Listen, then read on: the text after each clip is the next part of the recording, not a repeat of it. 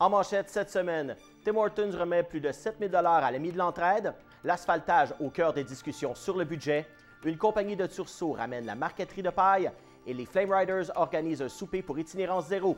Bonne émission!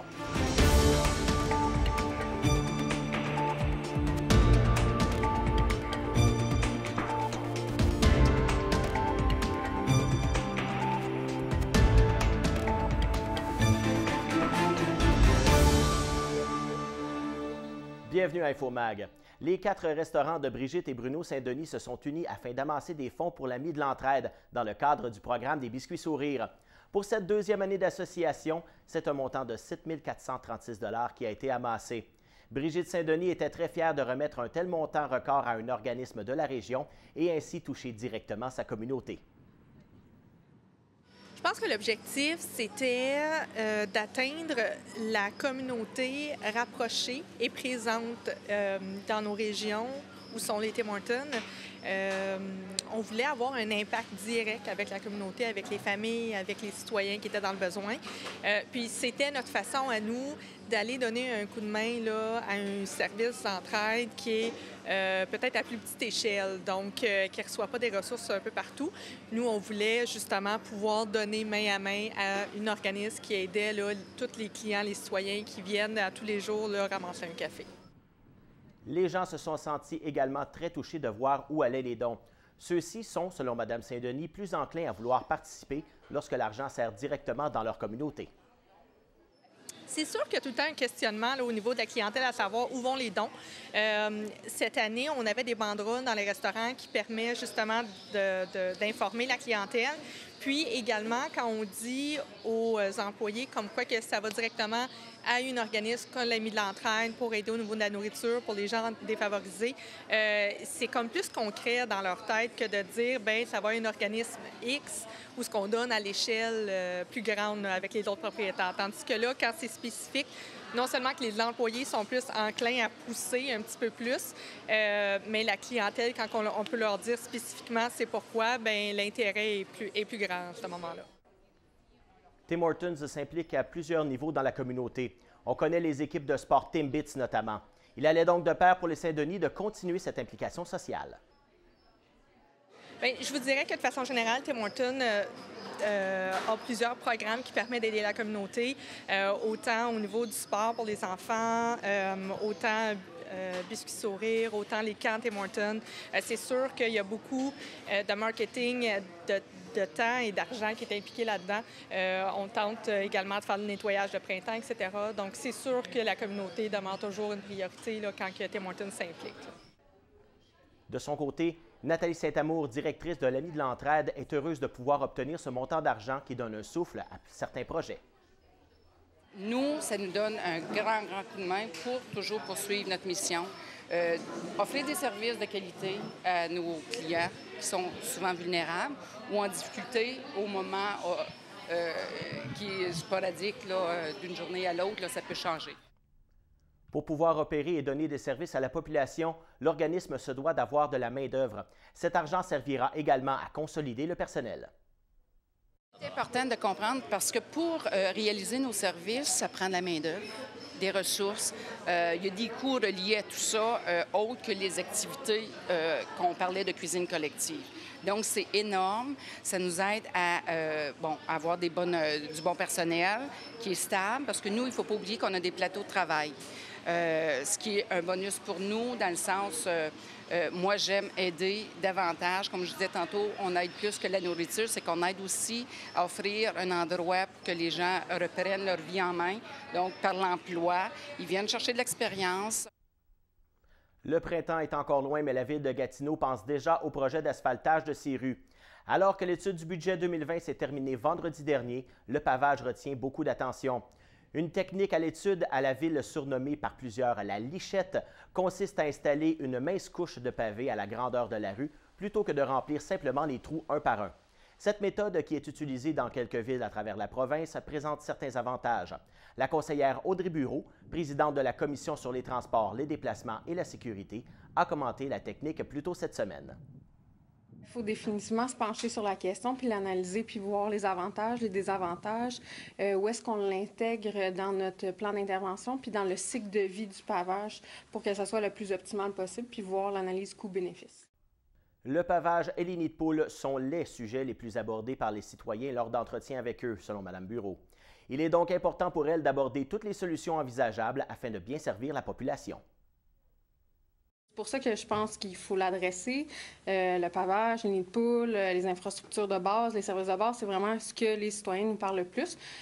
Donc, s'il y a des pistes de solutions intéressantes, il faut vraiment aller au bout des choses, faire l'analyse, mandater nos services pour qu'ils nous reviennent. On l'a fait dans le secteur Elmer à un endroit cette année sur le chemin Clock, ce qui a mis la puce à l'oreille, dans le fond, aux élus du caucus d'Elmer sur la pertinence de ça, à quel moment on le fait pour que ça soit le plus optimal, quel coût est-ce qu'on sauve en pavage parce que nos équipes ils vont pas pour les nids de poules après, pendant combien de temps ça va durer. Donc, c'est toutes des choses qu'il faut analyser. Déjà dans son quartier, Mme Bureau a ciblé des rues où il pourrait être intéressant d'utiliser cette technique. Lorsqu'une réflexion en profondeur n'est prévue que plusieurs années plus tard et que les citoyens se plaignent de l'état de délabrement de leur rue, le bénéfice direct d'une telle couche d'asphalte pourrait aider à prolonger la vie durable de la rue. Oui, absolument. Moi, j'ai fait des demandes lors de la tournée là, des services sur le PTI, où ils nous présentent leur carnet de commandes pour les prochaines années. Puis, il y a certaines rues où j'ai suggéré est-ce qu'on pouvait analyser la pertinence de faire ce soin palliatif-là de nos rues. Donc, la demande a été passée parce que, comme je dis, il y a certains précédents, puis ça semble démontrer une efficacité. Puis lorsqu'on sait que les travaux d'asphaltage en bonne et due forme vont être faits juste dans 8 à 10 ans, puis qu'on a déjà des enjeux, des plaintes, puis on voit vraiment une dégradation visuelle de la chaussée, à ce moment-là, ça vaut vraiment la peine de l'analyser. Après un diagnostic de la maladie de Parkinson, Nathalie Cyr souhaitait se trouver un nouveau passe-temps artisanal pour laisser libre cours à son imagination. Après avoir hésité entre plusieurs matériaux, dont le bois, elle s'est arrêtée sur la paille pour sa légèreté et aussi pour le peu d'outils que cette technique demande. Nous avons rencontré Mme Cyr ainsi que sa partenaire d'affaires et amie de longue date, Claudine Goujon, dans leur nouveau local de classe. J'ai appris à une quarantaine d'années que j'avais la maladie de Parkinson. Donc, arrêter de travailler et tout, j'avais besoin d'un passe-temps. Donc, je cherchais pour refaire de la marqueterie de bois, mais ça demande vraiment beaucoup d'outils. Et j'ai tombé par hasard, en cherchant sur Internet, marqueterie de bois, j'ai tombé par hasard sur la marqueterie de paille. Et là, j'ai vraiment tombé en amour avec ça. Quelques outils seulement sont nécessaires pour travailler la paille.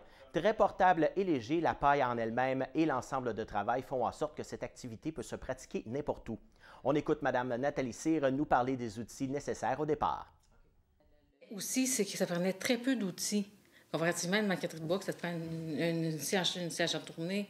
Le bois, c'est quand même pesant. Les coupures, les scies, tout ça, ça demandait vraiment beaucoup d'outils. Tandis que la maquetterie de paille, bien, ça demandait la paille, un plioir, un petit scalpel, une petite planche à découper et quelque chose à recouvrir. La paille d'art se spécialise dans la paille de seigle vendue en couleur naturelle ou avec une teinte particulière. Selon Nathalie Cyr, cette paille est moins friable et plus facilement malléable que la paille de blé ou d'orge.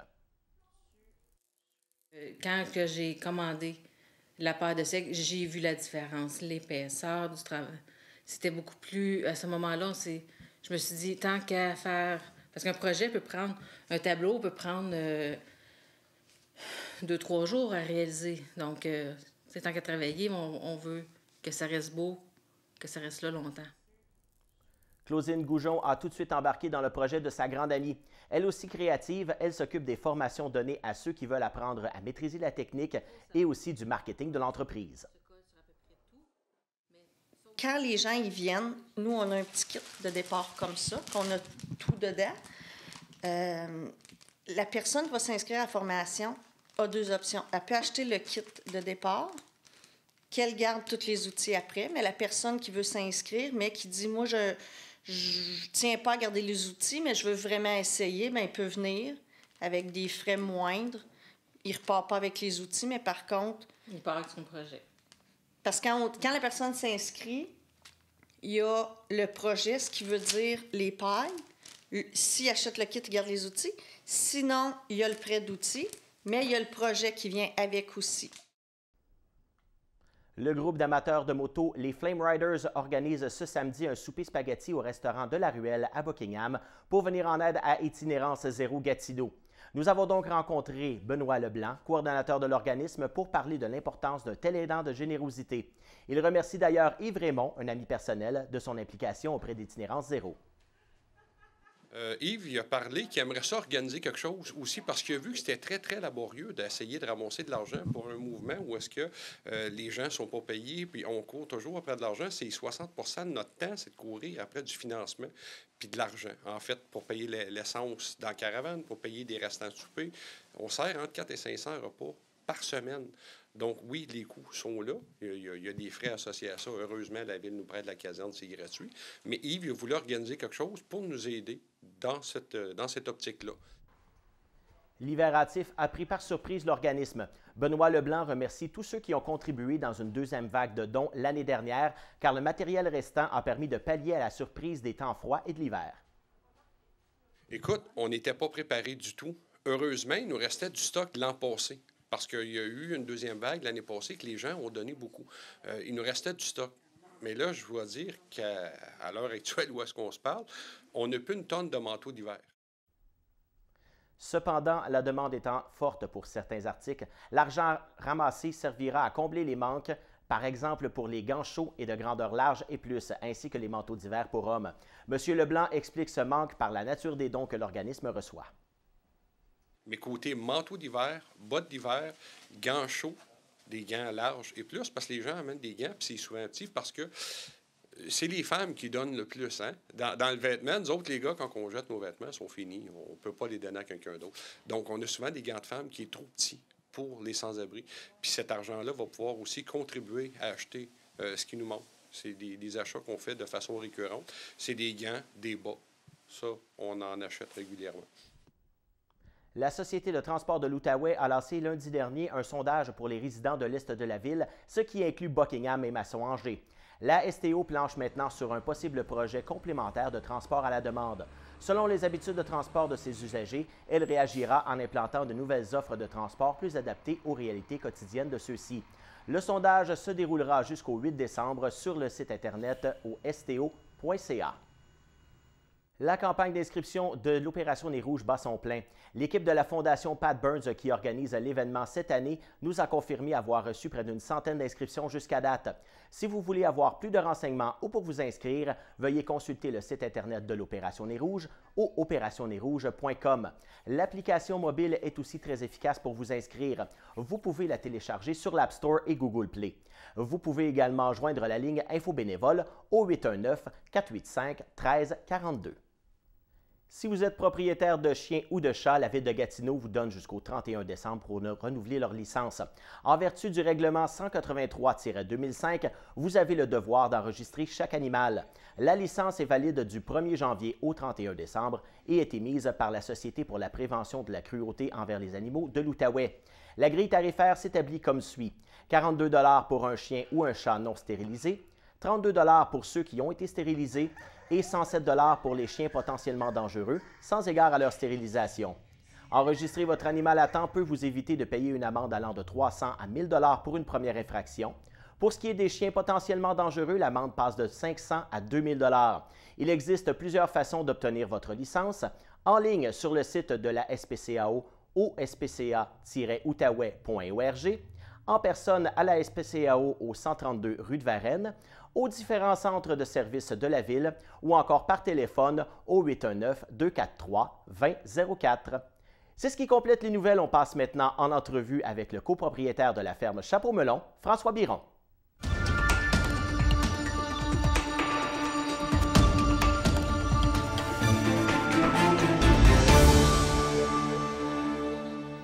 Eh bien, même s'il y a de la neige à l'extérieur et qu'on se dirige vers l'hiver, on parle de production maraîchère avec notre invité, M. François Biron de la ferme Chapeau-Melon. Bienvenue sur le plateau. Vous avez remporté le prix pour la relève agricole récemment de la part du ministère de l'Agriculture, des Pêcheries, de l'Alimentation du Québec, le MAPAC. Qu'est-ce que ça fait de remporter un prix comme ça, quand on voit son nom sortir? Ça donne une bonne claque dans le dos. Ça veut dire qu'on a mis beaucoup d'efforts dans l'entreprise. Ça veut dire que ça fonctionne bien, mais ça veut aussi dire qu'on a du potentiel puis qu'on peut continuer ici. Et comment fonctionne ce concours-là? Comment on s'inscrit? Qu'est-ce qu'ils recherchent aussi dans ce concours-là? Sur quoi on juge la compagnie ou la ferme? Donc, c'est un concours qui s'adresse aux entrepreneurs en agriculture de 40 ans et moins. Et puis, on s'inscrit sur le site Internet. On doit remplir un formulaire là, avec différentes sections. Des sections qui parlent, on parle de l'entreprise, des sections qui parlent des efforts qu'on fait au niveau environnemental, des efforts qu'on fait au niveau de la gestion, des efforts qu'on fait au niveau de la mise en marché, etc. Donc, c'est comme un genre de diagnostic global, là, si vous voulez, là, de l'entreprise.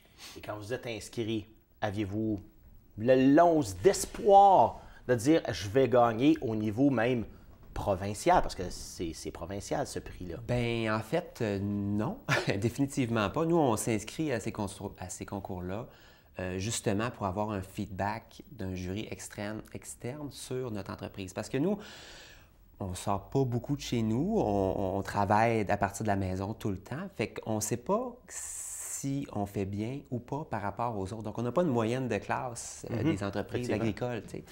Fait que c'est un peu ce qui motive pourquoi on s'inscrit à ce concours-là. Et puis, non, définitivement pas. On pense qu'on fait bien, tu sais, puis on pense dans différents domaines, là, surtout au niveau de la mise en marché puis de l'environnement, on pense qu'on se démarque du lot. Mais de là à provincialement se voir décerner ce prix-là, c'est sûr, c'est une surprise. Et vous avez des produits qui sont quand même certains de niche. On a du cantaloupe, on a des melons d'eau sans pépins avec pépins, mais vous avez aussi du bébé gingembre. Oui. Oui. Qu'est-ce que le bébé gingembre par rapport au gingembre qu'on peut acheter à l'épicerie? Bon, bien, le bébé gingembre, c'est la même plante exactement, excepté qu'elle est récoltée plus tôt. Donc, le gingembre est plus jeune. Ce qui a deux conséquences principales. La première, c'est qu'il n'y a pas de peau. Et donc, on peut le laver et l'utiliser directement comme ça. Il est aussi moins fibreux et un petit peu moins piquant. L'autre conséquence, c'est comme il n'y a pas de peau, bien, il se conserve moins longtemps parce que c'est la peau qui permet au gingembre de se conserver. Donc, avantage, inconvénient. Mais je vous dirais que nous, on a décidé de démarrer une entreprise qui n'était pas une entreprise où on faisait des paniers biologiques. Dans le cas des paniers biologiques, on a un marché captif, qu'on appelle, où on trouve une centaine, 200, 300 personnes qui nous achètent des paniers, puis on leur vend à chaque semaine directement à ces gens-là les produits de notre ferme. Donc, ces gens-là sont comme un peu dédiés à nous. Nous, c'était un modèle d'affaires qui nous intéressait plus ou moins. Donc, on s'est dit, on va miser sur moins de légumes parce qu'on n'est pas bon avec tous les légumes, là. Et puis, on va en faire en plus grande quantité pour aller sur le marché qui est accessible à tout le monde. Donc on n'a pas de place déjà sur ce marché-là. Donc, il a fallu faire notre place. Et comment on fait notre place? Bien, c'est ça, c'est en produisant des légumes qui sont en forte demande et qui sont plus difficiles à produire. Les melons d'eau, par exemple. Les patates douces aussi, qui sont en grande demande, mais qui sont difficiles à trouver. En ayant des légumes dans les périodes où les autres n'en ont pas. C'est ce qu'on fait avec les cerfois. Donc, on cultive des laitues, des épinards, du kale. Donc, de mars à mai, quand ces légumes-là de champ ne sont pas sortis. Et au l'autre bout de la saison aussi, novembre, décembre, on a encore des produits disponibles. Et puis, en inventant, entre guillemets, là, des nouveaux produits comme le bébé gingembre. On parle de toutes sortes de produits. Comment on fait pour sélectionner le bon produit pour la terre qu'on a? Parce qu'on a dit on n'est pas bon avec tous les légumes. Ouais. La terre ne donne peut-être pas un légume viable d'une sorte, mais d'une autre. Comment on fait pour sélectionner ça? Essai-erreur. C'est plate de même. On s'essaye à petite échelle, on calcule, on prend des notes. On voit si... Parce que la production, c'est une chose de produire. L'autre chose, c'est de le mettre en marché aussi. Donc, si on reste pris avec un légume, parce que, bon, il y en a déjà des surplus sur le marché, bon, bien, ça va être encore plus difficile. Donc, je vous dirais essai-erreur et calculatrice. Vous êtes aussi une ferme qui est de petite dimension. Vous dites, vous avez 60 acres. Oui. Comment on fait pour rentabiliser la chose? Bien, 60 acres, c'est très gros pour une ferme qui est en production maraîchère. Nous, on cultive qu'environ 2-3 acres de légumes. Là, en plus de ça, il faut ajouter les serres. En plus de ça, il faut ajouter les grandes cultures parce qu'on a un volet grande culture à notre entreprise. Mais il faut y aller graduellement. En fait, il faut commencer petit. faut faire ses erreurs à plus petite échelle parce que ça coûte moins cher. Et puis, bien, une fois qu'on passe au travers de quelques années, puis qu'on a des bonnes données à propos de notre entreprise, on est capable de calculer quel légume est plus intéressant que d'autres. Puis pourquoi il est plus intéressant que l'autre? Est-ce que c'est parce qu'il est en force demande? Est-ce que c'est parce que les rendements sont excellents? Ou inversement, pourquoi il n'est pas payant? Est-ce que c'est parce que j'ai pas assez de rendement? Donc, année après année, lorsqu'on fait notre bilan, qu'on fait présentement pour l'année 2019, c'est à ce moment-là qu'on choisit quel légume on va faire, sur quel légume on va miser l'année prochaine.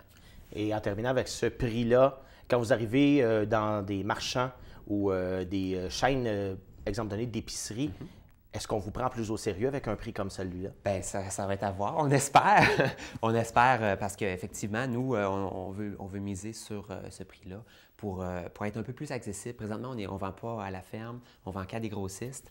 Et puis, donc, on aimerait ça que les gens aient plus accès à nos produits. Donc, on aimerait ça rentrer dans les épiceries. Fait qu'on souhaite profiter de ce boom médiatique autour de notre ferme pour se faire valoir. Mais on espère que oui, en fait. Là.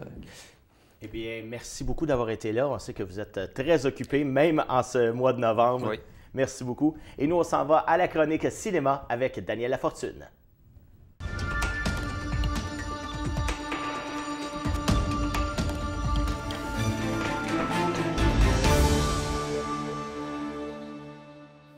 On parle maintenant cinéma avec Daniel Lafortune. Bonjour, Daniel. Bonjour. Deux films, un américain, un blockbuster, on peut le dire, et un autre québécois. On va commencer par un film que j'ai... Juste avec le nom, je me dis que c'est très bien. Ford contre Ferrari. Ma dualité, je conduis un Ford, mais j'aimerais conduire une Ferrari, mais on ne parle pas de ça. On s'en tourne dans les années 60, si je ne me trompe pas. C'est ça commence en 1965. Ford contre Ferrari. Pourquoi? Parce que M. Ford, Henry II, a décidé de courir avec ses voitures aux 24 heures du Mans. Donc, il va embaucher Carroll Shelby. C'est le seul Américain qui a gagné les 24 heures du Mans.